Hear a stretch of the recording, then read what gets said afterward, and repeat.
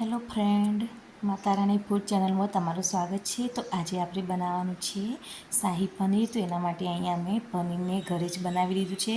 તો એકદમ સરસ મજાનું એવું પોચું અને સોફ્ટ એવું પનીર ઘરે જ બનીને તૈયાર થાય છે. તો અહીંયા મેં પનીરને ઘરે જ બનાવી લીધું છે. તો એકદમ સરસ મજાનું બનીને તૈયાર થયું છે.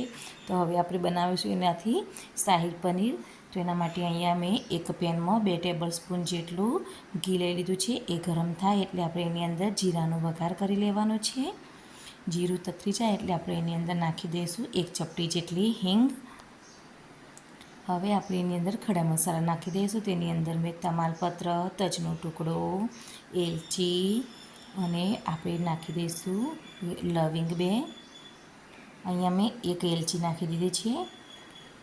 હવે આપણે એની અંદર ડુંગળીની પ્યુરી નાખી દઈશું. તો અહીંયા મેં મીડિયમ સાઇઝની એક ડુંગળીને આ રીતની ગ્રેવી કરી લીધી હતી અને હવે આપણે એને નાખી દીધી છે. અને ડુંગળીને આપણે ગેસની ફ્લેમ ધીમી રાખીને સોતરી લઈશું. તો થોડીક બ્રાઉન કલરની આપણે થવા દેવાની છે. ડુંગળીનું અંદર પાણી બળી જાય ત્યાર સુધી આપણે એને સાતરવાની છે. સાથે આપણે લસણ અને આદુની પેસ્ટ પણ નાખી દઈશું. તો ડુંગળીની સાથે આપણે એને પણ છેકી લઈશું. જો તમે કાજુની પેસ્ટ અંદર નાખવા માગતા હોય તો ડુંગળી થોડીક ચડી જાય પછી આપણે એની અંદર કાજુની પણ તમે જો પેસ્ટ નાખવાની હોય તો નાખી દેવાની. ડુંગળીની સાથે નાખવાની, ડુંગળી થોડી ચડી જાય પછી નાખવાની છે. તો ડુંગળી આપણી સરસ ચડી જાય એના પછી આપણે નાખી દઈશું એની અંદર 1 ટામેટાની પ્યુરી. તો અહીંયા મેં એક મીડિયમ સાઇઝનું ટામેટું લઈ લીધું હતું. તો એની પણ પ્યુરી આપણે કરીને આ રીતે અંદર નાખી દઈશું ને બરાબર હલાવીને મિક્સ કરી લઈશું. તો ટામેટું જલ્દી ચડી જાય એના માટે આપણે સાથે અહીંયા સ્વાદ પ્રમાણે મીઠું પણ નાખી દઈશું. મીઠું નાખશો એટલે ટામેટું એકદમ ઝડપથી ચડી જતું હોય છે.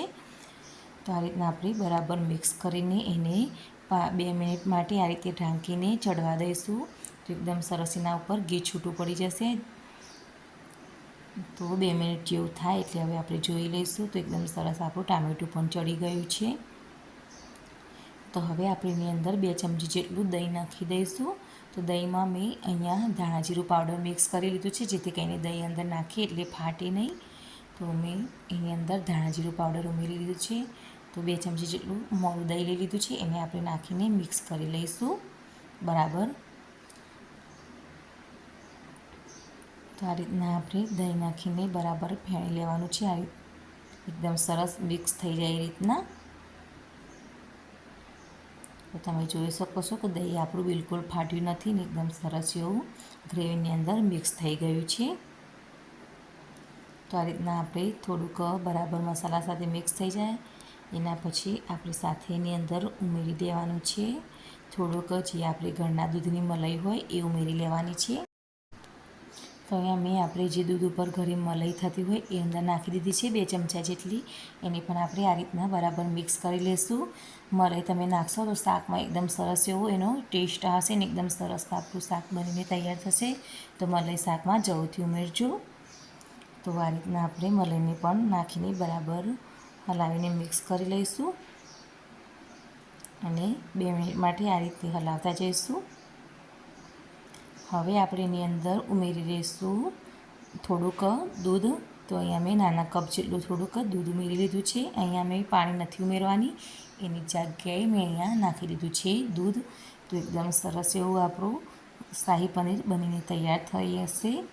તો અહીંયા મેં જે ખડા મસાલા નાખ્યા હતા એમાંથી હું તમાલપત્રને બહાર કાઢી લઉં છું કારણ કે હવે એનો ટેસ્ટ અંદર આવી ગયો છે. તો આપણે કાઢી લઈશું બહાર અને દૂધ નાખીને આપણે આ રીતના થોડુંક એનું ઉપરથી જે આપણે ઘી નાખ્યું હતું વઘાર માટે એ છૂટું પડે એ રીતના આપણે ઢાંકીને 5 મિનિટ થવા દઈશું. તો આ રીતના ઉપરથી સરસ એવું છૂટું પડી જાય છે. તો તમે જોઈ શકો છો કે એકદમ સરસ એવું આપણું શાક બન્યું છે. કણીદાર એવીની ગ્રેવીવાળું બનીને તૈયાર થયું છે. જો તમે ઢીલું રાખવા માગતા હોય તો થોડુંક ઓછું ચડવા દેવાનું. તો આ રીતના સરસ એવું તૈયાર થઈ ગયું છે. હવે આપણે એની અંદર નાખી દઈશું 1 ચમચી જેટલી ખાંડ મીઠાશ માટે. અને હવે શાહી પનીરનો જે મસાલો આવે છે એ મેં અહીંયા લઈ લીધું છે. એની જગ્યાએ તમે ગરમ મસાલો પણ નાખી શકો છો. તો અહીંયા 1 ચમચી જેટલો હું શાહી પનીરનો મસાલો નાખું છું.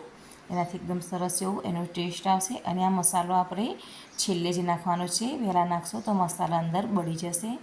તો અહીંયા આપણે છેલ્લે જો તમારી જોડે ગરમ મસાલો હોય તો તમે ગરમ મસાલો પણ નાખી શકો છો.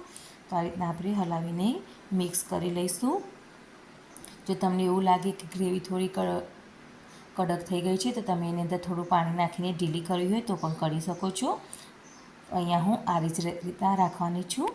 હવે એની અંદર આપણે નાખી દઈશું નાના નાના પીસ કરી લીધા છે મેં પનીરને તમે ફ્રાય કરીને નાખવું હોય તો પણ નાખી શકો છો, આ રીતના નાખવું હોય તો પણ નાખી શકો છો. તો આપણે પનીરની સિલ્લે જ ઉમેરવાનું છે કારણ કે એકદમ સોફ્ટ છે, એટલે જો ગરમમાં એ તૂટી જશે. એટલે આપણે આ રીતના પનીરની છેલ્લે નાખીને બરાબર મિક્સ કરીને ગેસની ફ્લેમ બંધ કરી દઈશું.